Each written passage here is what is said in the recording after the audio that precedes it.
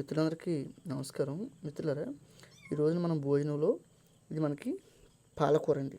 పాలకూర ఏదైతే ఉందో అది మనం ఏంటంటే, నేను చెప్పేది ప్రతి మిత్రుడికి కూడా ప్రతిరోజు కూడా మనం తీసుకునే ఆహారంలో ఖచ్చితంగా ఆకుకూర ఉండాలి.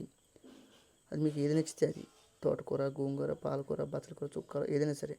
అలాగే ఇది మన కారప్పొడి అంటారు కొంతమంది మిత్రులు, మనమేమో నల్లగారం అంటూ ఉంటాం. కరివేపాకు, ధనియాలు, ఎండుమిర్చి చేసుకుని మనం రోట్లో దంచుకుని చేసుకున్నదండి. అలాగే అది ఆవు నెయ్యి కూడా. అలాగే ఇక్కడ చూసుకుంటే ఇది బహురూపి.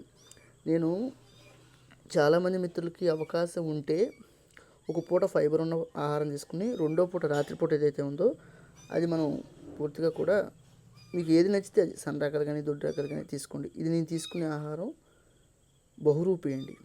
ఇక్కడ మీరు చూసుకుంటే అదే చెప్తున్నాను, ఏదైనా కానీ మనం తీసుకునే ఆహారం ఏదైతే ఉందో అది మన ఆరోగ్యాన్ని మెరుగుపరచాలి తప్ప మనల్ని ఇబ్బంది పెట్టేది ఉండకూడదు.